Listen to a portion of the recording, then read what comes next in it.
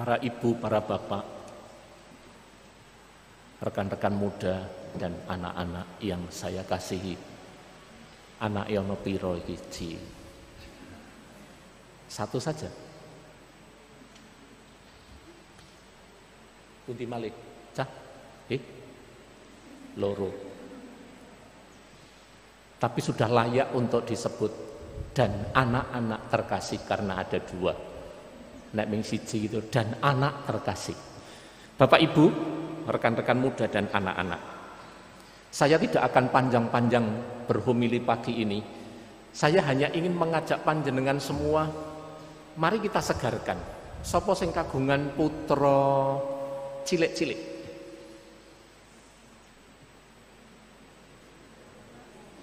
Ora ono. Sapa sing kagungan wayah cilik-cilik? Wah, banyak nek ini banyak. Sapa sing duwe adik cilik-cilik? Mboten wonten ugi. Tapi saya hanya mau mengatakan begini. Kita coba ambil kalimat terakhir atau ayat terakhir dari bacaan Injil pagi hari ini. Yesus makin dewasa dan bertambah hikmatnya. Ia pun makin dikasihi oleh Allah dan manusia. Di sini dikatakan dalam teks ini, Yesus makin bertambah besar dan bertambah pula hikmatnya. Ia makin besar dan makin dikasihi oleh Allah dan manusia.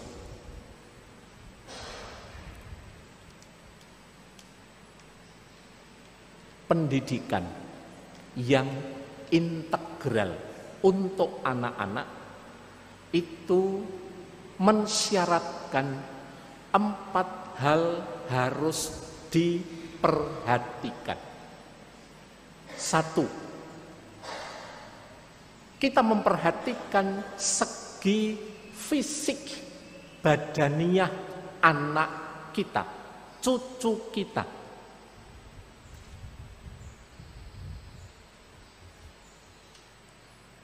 Fisik badaniah. Maka dikatakan dalam Injil, ia makin bertambah besar. Pasti Bunda Maria dan Bapak Yusuf bertanggung jawab penuh memenuhi apa yang dibutuhkan untuk tumbuh kembang anak Yesus secara fisik, secara badaniah. Golek ke pangan, golek ke asupan yang bergizi dan sebagainya, yang intinya makin menjadikan anak itu tumbuh besar dan sehat. Itu yang pertama. Yang kedua, dikatakan ia makin bertambah hikmatnya. Ini tentu karena Yesus melihat dan mencontoh teladan hidup ibunya dan bapaknya. Dan ini tidak lain adalah kecukupan dari segi psikologis maupun dari segi kepribadian. Nah, pendidikan psikologi, pendidikan kepribadian anak menjadi sangat penting. Yang ketiga dikatakan, ia makin dikasihi oleh Allah. Tentu saja kalau dia dikatakan semakin dikasihi oleh Allah, karena dia adalah anak yang tumbuh secara iman, secara rohani, dan memang punya kebiasaan diajak oleh ibu dan bapaknya memperhatikan perkembangan iman. Diajari sembahyang, saya yakin Tuhan Yesus tidak pernah tidak diperkenalkan dengan yang namanya kitab Taurat. Maka beliau itu sangat hafal dengan kitab Taurat. Dan pasti selalu diajak untuk memperhatikan segi pendidikan rohani ini. Makin dikasihi oleh Allah. Nah, yang keempat, ia juga makin dikasihi oleh manusia. Saya yakin juga bahwa dia tidak pernah diasingkan oleh bapak dan ibunya dari lingkungan di mana dia tinggal, di mana dia hidup. Artinya, dididik untuk merakyat, dididik untuk hidup bersosialisasi dengan masyarakat sekitarnya. Tidak menjadi asing dengan orang di lingkungannya.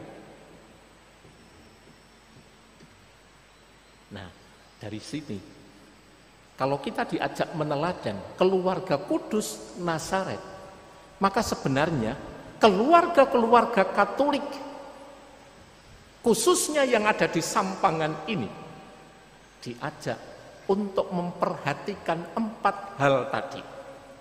Nek awake dhewe kagungan putra cilik, kagungan wayah, duwe putu, maka tentu saja keempat hal itu harus diperhatikan.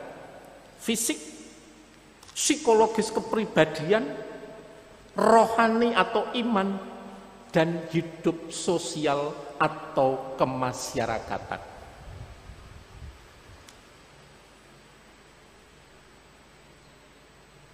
Nah, tentu kita bisa bertanya, mana kira-kira yang belum kita lakukan dengan baik? Saya yakin Bapak Ibu dan juga para simbah ini sudah mengerjakan keempat-empatnya.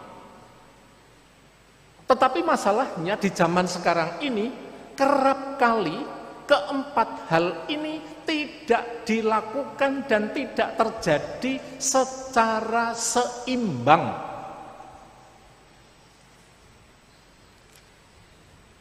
Banyak orang tua yang hanya memperhatikan kebutuhan fisik anaknya. Artinya ya udah, kabeh dicukupi, termasuk sampai dengan hal-hal yang sebenarnya belum dibutuhkan anak. Saya itu kadang-kala mumet. Ya sekali lagi saya harus mengkambing hitamkan gadget. Mumet saya itu kadang kalau melihat anak-anak itu mulai dari aduh wong lagi wae iso gremeng-gremeng itu cekelane wis gadget. Kemarin pagi saya misa di Mbojo. Sejak malam Natal. Kemarin pagi kebetulan misa anak-anak. Banyak sekali anak-anak. Dan saya bertanya kepada anak-anak ini, bocah-bocah, saben dinane setiap harinya kamu itu pakai gadget atau memegang gadget itu berapa jam? Rata-rata mereka memegang gadget dalam satu hari itu 1 sampai 6 jam. Lalu saya tanya, berapa menit? Berapa jam? Kamu bekerja membantu bapak dan ibumu. Rata-rata mereka mengerjakan pekerjaan bapak dan ibunya dalam arti belajar. Misalnya, ikut membersihkan rumah, ikut noto omah, itu tidak lebih dari setengah jam sehari. Pertanyaan saya, seimbangkah itu? Sehatkah itu?